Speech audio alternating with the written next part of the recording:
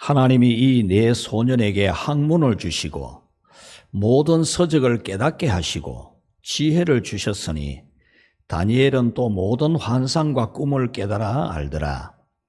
왕이 말한 대로 그들을 불러들일 기한이 찼으므로 환관장이 그들을 느부갓네살 앞으로 데리고 가니 왕이 그들과 말하여 보매 무리 중에 다니엘과 하나냐와 미사엘과 아사랴 같은 자가 없으므로 그들을 왕 앞에 서게 하고 왕이 그들에게 모든 일을 묻는 중에 그 지혜와 총명이 온 나라 박수와 술객들보다 10배나 나은 줄을 아니라. 다니엘은 고레스 왕 원년까지 있으니라. 아멘. 할렐루야. 오늘 또 하나님께서 여러분이 소망하는 큰 비 내려주실 줄 믿습니다. 오늘은 신앙축제 가운데 희망세대를 축복하는 그런 희망세대의 날로 주의를 지킵니다. 희망세대라고 하는 것은 우리 자녀들이 새로운 희망이고 큰 희망이기 때문에 희망세대라 그렇게 부릅니다. 다음 세대라는 말은 다음을 이어갈 세대라는 그런 중요성을 말하지만 이 말이 나오게 된 과정은 다음 세대가 사라지는 것 같은 위기, 그 위기에서 다음 세대라는 말이 나오기 시작을 했습니다. 위기에서 나오는 다음 세대라는 말도 적절하지만 새 희망, 큰 희망이 자라나는 이런 희망세대라는 말이 더 창조적인 말입니다. 그러므로 여러분은 자녀들을 우려와 걱정스러운 눈으로 보지 말고 또 불안과 염려로 우리 자라난 세대를 보지 말고 하나님은 한 사람을 통해서 천을 이루고 한 사람을 통해서 강국을 이루시는 그것을 때가 이르면 속히 이루실 그 하나님을 믿고 여러분은 기대와 희망의 눈으로 우리 자녀들을 바라보는 그런 우리가 되기를 축복합니다. 오늘 성경은 하나님께서 희망세대를 확실하게 지켜주시고 축복해 주신다라고 하는 말씀입니다. 절망이 아니라 무한 희망으로 축복해 주신다는 거죠. 오늘 성경에 나오는 이 청소년들은 하나님 나라의 희망세대입니다. 누가 봐도 이들에게는 희망이 없어 보이지만 하나님은 이들을 아주 강력한 희망으로 길러내는 것을 볼 수 있습니다. 그래서 오늘은 희망을 길러내시는 하나님, 오늘 이 하나님을 여러분에게 전해드리려고 합니다. 하나님은 희망세대를 어떻게 길러낼까? 자, 우리 첫 번째로 한번 같이 읽어보겠습니다. 야성이 살아있는 믿음으로 기르신다. 아멘. 하나님이 희망의 사람으로 길러내는 사람은 야성이 살아있는 겁니다. 야성이 살아있다라는 것은 본래의 그것을 가지고 있는 본래의 것을 잃어버리지 않고 본래의 것이 살아있는 이것을 말할 때 야성이 살아있다 그렇게 말합니다. 우리 동물들이 동물원에 갇혀 있으면 야성이 사라지죠. 그러나 초원에 뛰어놀 때는 야성이 살아있지 않습니까? 오늘 우리 하나님께서 우리 희망세대들을 키울 때에 야성이 살아있는 어떤 상황에서도 믿음으로 살아내는 야성이 있는 그런 믿음으로 길러주신다는 겁니다. 오늘 성경에서 하나님은 다니엘과 그 세 친구들에게 혹독한 환경, 나라가 망하고 온 백성이 뿔뿔이 흩어지고 그 중에 왕족과 귀족 출신의 청소년들, 장래가 촉망되는 이 청소년들은 저 이국만리 바벨론 제국에 끌려가서 그곳에 바벨론 제국의 인재들로 길러지는 이런 혹독한 환경에서도 믿음의 꽃을 활짝 피워내는 그런 상황에서도 믿는 모습, 믿는 생활을 확실하게 보여주는 그런 희망세대로 하나님이 길러주셨다는 겁니다. 가정에서, 교회에서 이들은 성경을 잘 배웠고 믿음의 훈련을 잘 받았습니다. 그렇다면은 이들은 또한 세상에 가서도 배운 대로 훈련받은 대로 살아내야 되죠. 교회에서는 배웠고 아멘인데 집에서는 아멘 할렐루야인데 세상에 가서는 그만 살아내지를 못하는, 배운 대로 살아내지 못하는 그런 사람이 아니라 훈련받은 대로 살아내는 그런 청소년이라는 거죠. 이들을 가정과 교회에서 성경 배우고 바른 믿음을 훈련하게 하신 하나님은 그 나라가 죄악으로 무너질 때, 그 교회까지도 무너질 때 장차 그 무너진 나라와 교회를 이렇게 세울 새로운 희망으로 하나님이 길러내고 있었다는 거죠.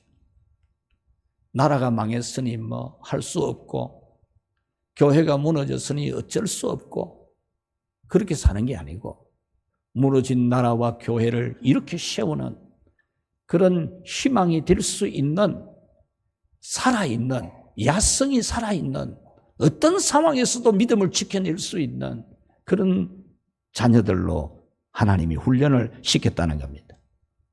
이 말씀의 역사적인 배경은 남북 이스라엘이 바벨론 제국에 완전히 정복을 당하고 백성들이 뿔뿔이 흩어지고, 그 중에 이 왕족과 귀족 집안에 흠없고 잘생기고 지혜와 지식에 통달하고 학문에 익숙한 이 청소년들은 바벨론 제국의 번영, 바벨론 제국, 정복국가인 바벨론 제국의 번영을 위한 인재 양성소, 그 바벨론 왕궁 사관학교에 강제로 입학을 당한 그런 청소년들입니다.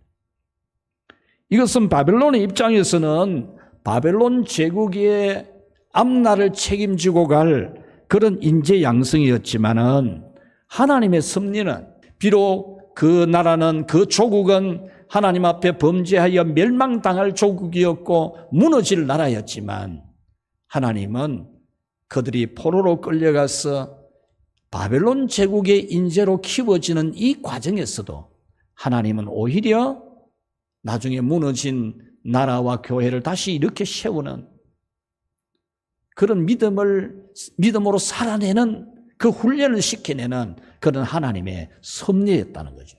예를 들자면 사탄은 예수님을 십자가에 못 박으려고 했습니다. 그래서 예수님 십자가에 못 박아 죽임을 당하십니다. 그런데 하나님은 그 섭리를 통해서 예수님이 우리의 죄값을 다 지불하는, 피 흘리셔서 우리의 죄를 다 속량하는 그런 정말 기가 막힌 섭리를 하신 것처럼, 지금 나라는 망했고 교회는 무너졌지만 이 청소년들의 믿음이 어떤 상황에서도 믿음대로 살아내는 이 야성이 있는 믿음을 하나님이 길러내셔서 장차 그 나라를 회복시키고 그 교회를 이렇게 세우는 데에 하나님이 준비를 하셨다는 겁니다.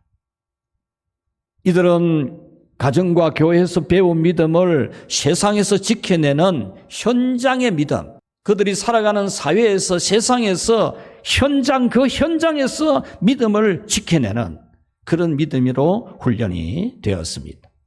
이들은 자기 스스로는 성전도 없는 곳에서 하나님을 예배해야 하고, 성전도 없는 곳에서도 모여야 하고, 성전이 없는 곳에서도 성경을 배워야 되고, 성전이 없는 곳에서도 믿음 훈련을 받아야 되는,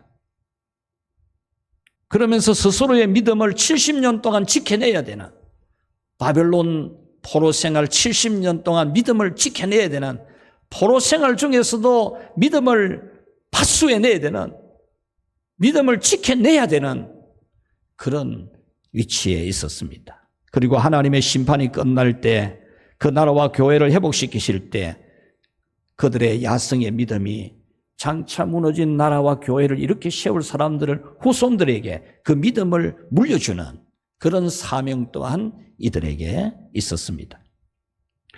이들에게 닥쳐온 시험은 모든 것을 삼켜버릴 만한 거대한 파도 같은 환난이었지만은, 하나님은 그 시험을 능히 이길 힘도 주시면서 그 야성이 살아있도록 하신 겁니다. 이들에게 닥쳐온 시험은 여호와 하나님만이 창조주고 인간의 생사복을 주관하시는 유일한 참신이심을 믿는 신앙인데, 이 바벨론이라는 세상은 여호와 하나님만이 유일한 신이 아니다. 다른 신도 많이 있다. 너희들이 배운 대로만 그것이 다가 아니다. 너희들이 배우지 못한, 너희들이 알지 못하는 일이 많다 하면서 이 바벨론의 사상과 바벨론의 문화와 바벨론의 생활과 바벨론의 정신과 바벨론의 삶을 그들이 배우도록 유도를 하는 겁니다. 이들이 자라난 가정은, 교회는 오직 여호와만이 유일한 신인 것을 믿는 곳이지만 이들이 포로로 잡혀온 바벨론 나라는 다른 신을 숭배하는 나라입니다. 바벨론은 이들에게 여호와의 신앙을 버리라고 하지 않았습니다. 여호와의 신앙을 버리고 바벨론의 신을 섬기라 그러지 않았습니다. 여호와의 신도 섬기고 바벨론의 생활도 배우고 바벨론의 문화도 배우라 그랬던 겁니다. 첫 번째 시험은 이들의 이름을 바벨론식으로 계명을 시키는 겁니다. 마치 일제가 우리를 강점했을 때 창시계명이라는 우리 성도 이름도 바꾸는, 그래서 일본 국민으로 만들려고 했던 것처럼 이 바벨론 제국도 이 포로로 잡아온 이들의 이름을 바벨론식으로 지어주었습니다. 다니엘에게는 바벨론 신이 생명을 지켜주는 신이다, 그런 뜻으로 벨드사살이라는 이름을 지어주었습니다. 하나냐에게는 바벨론 신의 명령, 여호와 하나님의 명령, 그게 아니고 바벨론 신이 명령한다, 그런 뜻으로 이 사드락이라는 이름을 지어준 겁니다. 미사엘에게는 누가 신이며 무엇이 신인가, 누가 신이고 무엇이 신이고, 신에 대해서는 유일한 여호와 하나님 한 분 외에는 다른 게 생각할 것도 없는데 누가 신이고 무엇이 신이고, 이런 의문을 던지는 이런 이름을 지어주었습니다. 아사랴에게는 바벨론 신을 섬기는 자라는 이름을 지어주었습니다. 여호와를 섬기는 사람을 두고 바벨론 신을 섬기는 사람이라, 이런 이름을 지어주었습니다. 그러므로 바벨론 신이 생명을 주관한다, 바벨론 신의 명령을 따른다, 누가 신이고 무엇이 신이냐, 바벨론 신을 섬기는 자다, 이렇게 이름을 부르게 했던 겁니다. 이 이름들은 오늘날 우리에게 먹고 살게 하는 것은 세상이 주는 거다, 세상이 우리를 잘 살게 하는 거다, 세상 따라가야 성공한다, 이런 이름을 우리한테 지어주는 겁니다. 세상 잘 섬기라, 세상 돌아가는 대로 따라가야 된다, 이런 이름을 지어준 겁니다. 두 번째 시험은 우상 앞에 제사한 음식을 먹게 하는 것이었습니다.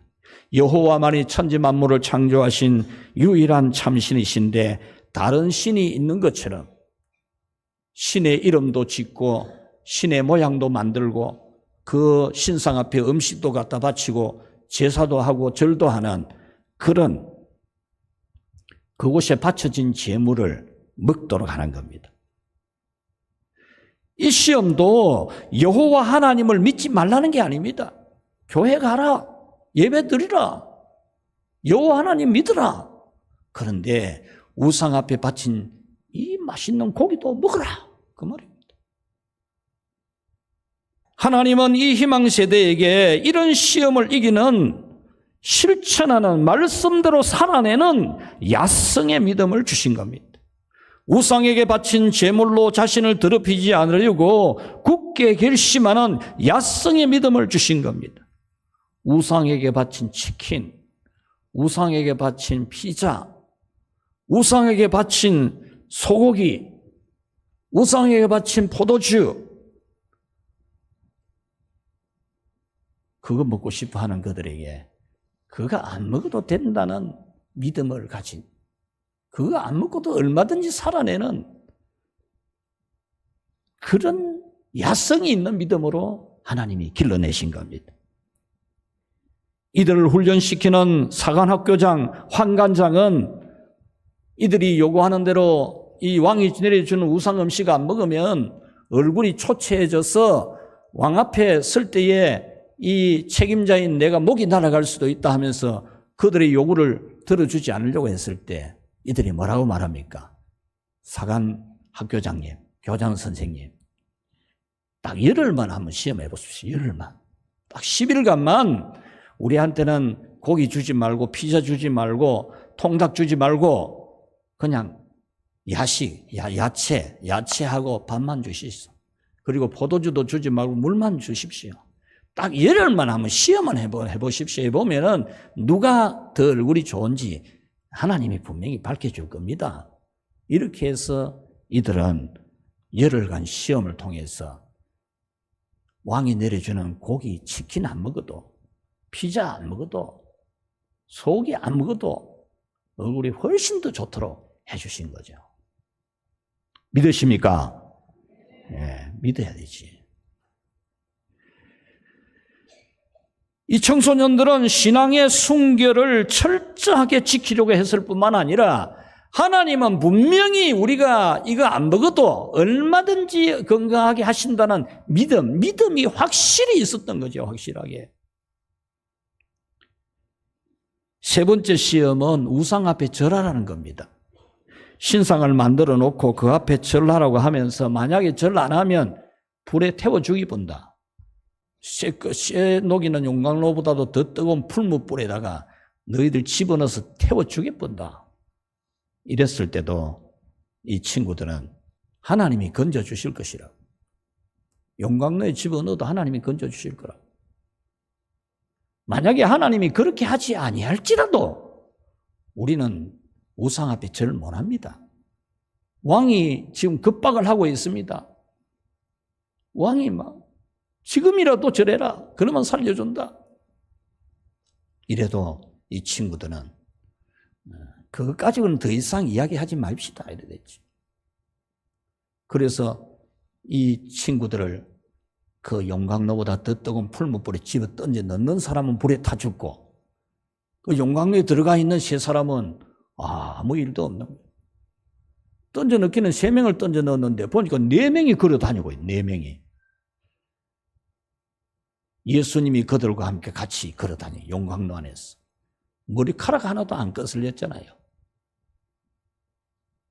하나님은 바로 이 미래의 희망을 믿음이 살아있는 야성이 있는 믿음으로 기르신 겁니다. 네 번째 시험은 기도하지 못하게 하는 시험입니다. 여러분 기도하지 못하게 하는 게 뭐 시험이라고 생각이 되십니까? 큰 시험입니다.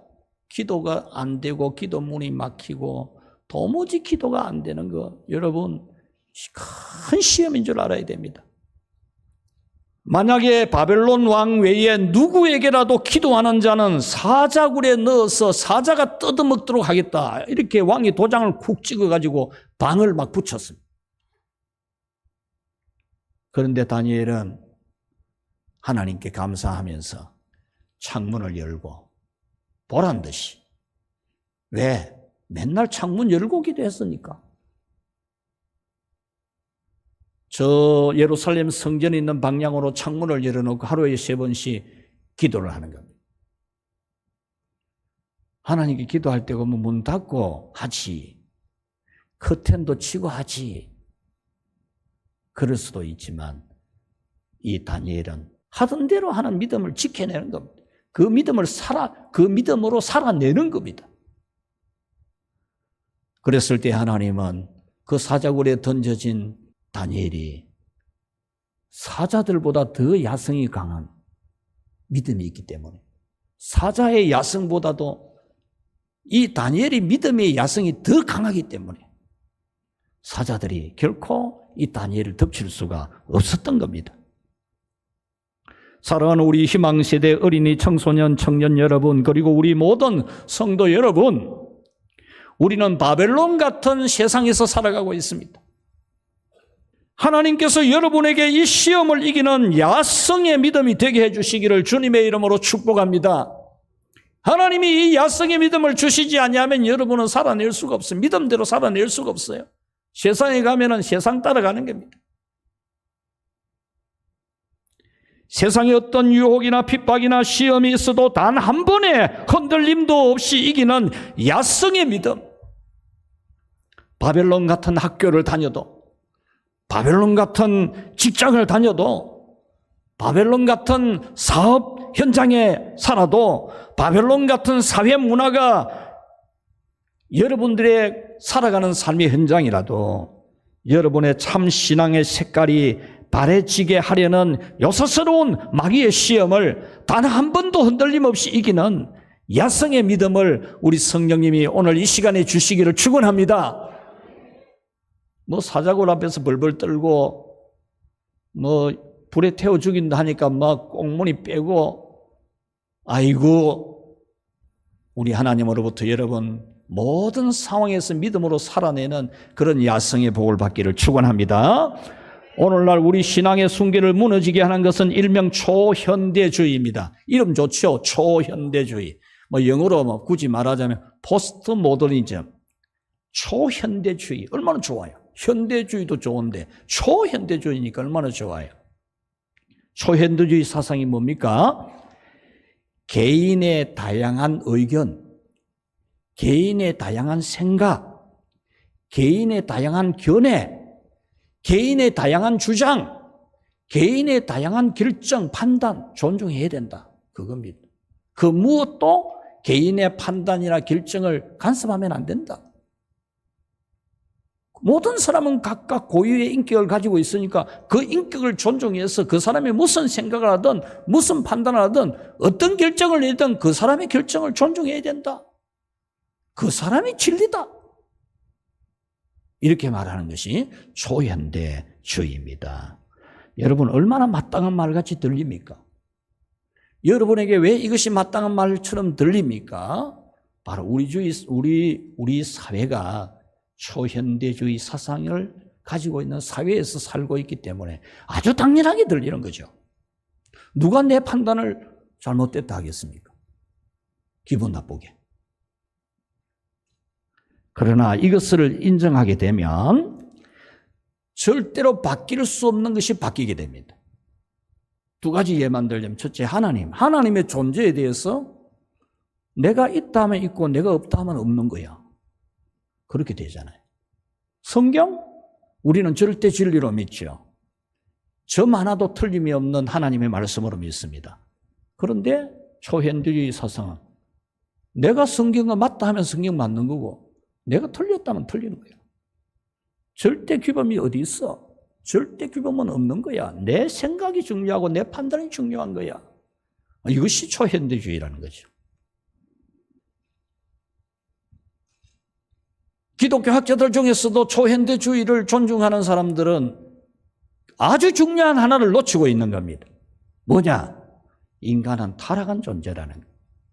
인간의 생각이 부패했고 인간의 판단이 잘못되어 있고 하나님도 찾지도 아니하고 하나님의 이름도 부르지 아니하고 하나님을 믿을 믿음도 없는, 스스로는 하나님을 찾을 수도 없고 믿을 수도 없는 그런 전적으로 타락한 인간이라는 이 성경적 인간관을 간과 생각 전혀 못하고 하는 말이라는 거예요. 여러분들이 타락하지 않은 완전한 그런 사람이라면 하나님에 대해서 절대로 부정하지 않을 사람이기 때문에 여러분의 판단 존중해야죠, 당연히. 여러분의 결정 분명히 인정해야죠. 그러나 여러분들의 판단과 결정이 어떻게 여러분 완전할 수 있습니까? 여러분의 믿음조차도 여러분에게 맡겨두면은 시시로 의심하고 불안하고 걱정하지 않습니까? 우리 인간은 타락한 인간이어서 절대로 온전할 수가 없습니다. 오늘 성경에 나오는 청소년들이 사는 바벨론 세계는 여호와 하나님을 믿지 말라는 게 아닙니다. 교회 가지 말라는 게 아닙니다. 성경책 보지 말라는 것이 아닙니다. 다만 우상 제물 먹으면 된다. 다만 우상 앞에 절하면 돼. 기도하지 않으면 돼. 그 말입니다. 기도하지 않으면 출세해. 네 계속 그 총리 자리에 앉아 있을 수 있어.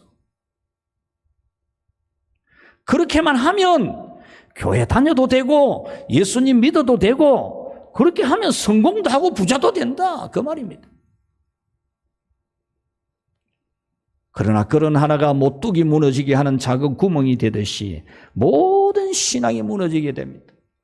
여러분, 만약에 이 다니엘이 사자굴 앞에서 믿음으로 살아낸 이 야성이 오늘 성경에 기록이 안 되어 있고 또 이 다니엘의 친구들이 풀무불 불에 태워 죽인다 하는데도 우상 앞에 절하지 않았다는 이 성경에 기록되어 있지 않는다면 우리는 우상 앞에 절할 가능성이 대단히 높을 겁니다.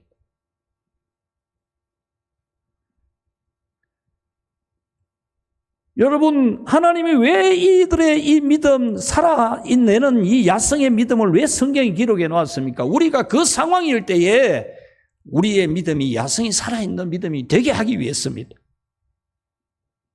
하나님은 이 희망 세대들에게 이런 시험을 단호하게 이기는 살아있는 야성이 있게 했습니다. 그래서 그들은 바벨론이라는 세상에서도 믿음을 지켜내었고 무너진 나라를 다시 일으켜 세우는 희망 세대를 길러내는 그런 조상들이, 선배들이 되었던 겁니다. 여러분, 하나님은 이렇게 혹독한 시험을 이기는 살아있는 야성의 믿음을 약 3,000년이 지난 지금 우리에게 이것을 배우게 하고 있습니다. 이 성경의 사건이 지금부터 약 3,000년 전의 일이었거든요. 그것을 왜 성경에 하나님의 말씀으로 기록해서 우리로 하여금 오늘도 듣고 내일도 듣고 전에도 듣게 했습니까? 공부도 중요합니다. 취직도 중요합니다. 성공도 중요합니다. 돈도 중요합니다. 그렇지만 하나님만이 참 신이라는 신앙이 퇴색하는 어떤 시험이든지 거뜬하게 이기는 살아내는 야성이 있어야 됩니다. 그럴 때 진짜 믿음입니다. 말세에 내가 믿음 있는 자를 보겠느냐고 예수님이 말씀했지 않습니까? 상황이 이러니까 어쩔 수 없다. 그건 못 살아내는 거잖아요. 믿음대로. 상황신을 섬기는 거잖아요. 만약 우리가 이렇게 살아있는 야성이 있는 믿음이 되지 않고 우선에 편하고 우선에 힘들지 않고 우선에 세상에서 이루고 싶은 것 이루고 그런 것에 마음을 빼앗기면 멀지 않아. 얼마 멀지 않아. 여러분, 멀지 않습니다. 예수님 다시 오시고 우리가 천국 가서 상 받을 날이 안 멀거든요. 우리 어린이들 아직 멀리 있어 보이죠? 그런데 살아보면 나중에 아이고 정말 이거 빨리 가구나 느껴요. 빨리. 이 세상 빨리 지나가는 이 세월 얼마 안 가면 주님 만나서 상 받아야 되는데 여러분 상황 따라서 믿음을 못 지켜내면 어떻게 되겠습니까? 요한계시록에 나온 아시아에 있는 7교회에 보낸 편지의 결론은 뭡니까? 이기는 자에게는, 그렇죠, 이기는 자에게는 환난이나 핍박이나 공고함이나 모든 상황을 이기고 믿음을 지켜내는, 살아내는 야성이 있는 그런 믿음이라면 상을 준다 그 말이거든.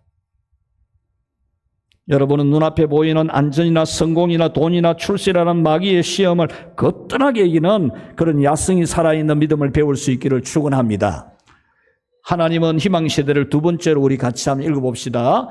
차원이 다르게 축복하신다. 아멘. 오늘 성경은 믿음의 야성이 살아있는 이 희망세대에게 하나님이 복을 주는데 차원이 다르게 주신다는 겁니다. 17절에 보면 하나님이 이 네 소년에게 학문을 주시고 모든 서적을 깨닫게 하시고 지혜를 주셨다. 20절에 지혜와 총명이 그 제국의 어떤 박수와 술객들보다 10배나 낫게 하셨다. 하나님이 이 믿음으로 살아내는 이들에게 세상의 지혜나 지식이나 총명이나 무엇이든지 10배는 더 낫도록, 최고 잘하는 사람보다도 10배나 더 낫도록 했다. 이 말은 무슨 말이냐면 도무지 넘어설 수 없도록 했다 그 말입니다. 이들이 사는 곳이 예루살렘 도시였습니까? 바벨론의 포로 끌려가서 살 때입니다, 여러분. 영성이 차원이 다르게 해주셨습니다. 17절에 다니엘은 모든 환상과 꿈을 깨달았더라 했죠. 이 말씀은 이 신비한 것을 아는 영성의 차원이 있었다 그 말입니다. 이 바벨론 제국 지금부터 3,000년 전의 나라는 점성술이 발달이 되어서 천문학, 별자리 이동, 별들의 이동, 이 달과 해의 변화 이런 것을 연구를 한 천문학이 발달되어서 점성술, 그런 것을 통해서 앞으로 나라가 어떻게 될런가, 그런 걸 통해서 앞으로 왕이 어떻게 될런가, 사는 것이 어떻게 될런가 이런 걸 점치는 걸 점성술이라는 거. 천문학을 연구해가지고. 또 이 박수가 나오는데 박수는 우리나라로 말하면 무당왕을 말해요. 무당왕. 무당 대표를 말해요. 지금부터 약 3,000년 전에 그때는 정령숭배, 귀신을 접하는 귀신, 신을 접선을 해가지고 귀신을 통해서 뭘 알아내려고 하는 이런 게 많이 발달이 되었어요. 그래서 귀신 접해가지고 이런 걸 이 보통 인간이 모르는 것을 알아내는 이런 사람을 굉장히 높이 보았어요. 그래서 왕이 앞으로 나라에 무슨 정변이 일어날란가 싶어가지고 이런 사람들을 아주 그런 부분에 뛰어난 사람들을 옆에 두고 나라 국정 운영하는데 도움을 얻고 그렇게 했었거든요. 그런데 이 느부갓네살 왕이 꿈을 꾸었습니다. 불길한 꿈을 꿨는데 무슨 꿈 꾼지를 모르는 기라. 깨고 나서는 불길하기라 너무 불길했으니까 무슨 나쁜 일이 일어날 줄 알고 막 미친 듯이 그 나라의 학자들 다 불러 모으고 박수들 다 불러 모아도 모르는 기라. 죽을래? 빨리 답 안 내놓나? 이러니까 왕이시여 꿈 내용만 말씀하시면 해몽을 하겠습니다. 이러거든요. 자기가 꿈도 말 못하는데 이 뭐 어떻게 해몽을 하겠습니까? 이랬던 거예요. 그래서 다 죽여버리라 이랬죠. 그럴 때 다니엘이 무슨 일입니까? 하니까 그런 일이라. 그러면 내가 그 답을 드리겠습니다. 이랬죠. 그래서 다니엘이 기도 딱 하고 왕을 만나가지고 왕이 꿈이 이런 꿈입니다. 그러니까 왕이 막 깜짝 놀라는 게라. 자기도 잊어버렸는데 모르는데 알아내니까. 그 꿈의 내용은 앞으로 이런 일이 일어날 것을 말하는 겁니다. 딱 말해줘요. 그래서 이 왕이 이렇게 말하게 됩니다. 우리 같이 한번 읽어봅시다. 2장 46절에서 49절입니다. 같이 읽읍시다. 이에 느부갓네살 왕이 엎드려 다니엘에게 절하고 명하여 예물과 향품을 그에게 주게 하니라. 왕이 다니엘에게 이르되 너희 하나님은 참으로 모든 신들의 신이시요 모든 왕의 주제시로다. 네가 능히 이 은밀한 것을 나타내었으니 네 하나님은 또 은밀한 것을 나타내시는 이시로다. 왕이 이에 다니엘을 높여 귀한 선물을 많이 주며 그를 세워 바벨론 온 지방을 다스리게 하며 또 바벨론 모든 지혜자의 이름을 삼았으며 왕이 또 다니엘의 요구대로 사드락과 메삭과 아벳느고를 세워 바벨론 지방의 일을 다스리게 하였고 다니엘은 왕궁에 있었더라. 아멘. 이 말씀은 다니엘이 차원이 다르잖아요. 영성하고 육하고 완전히 영성하고 정신하고 이건 완전히 극복할 수 없는 차이거든.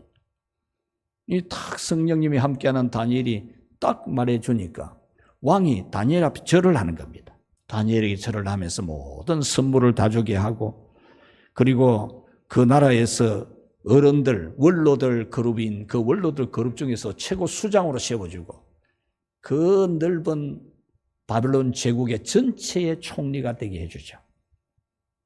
그리고 다니엘이 부탁한 그 3명의 친구들에게도 각 나라 하나씩 뚝뚝 떼줘갖고 다스리게 해주는 이런 축복을 내려 주었습니다.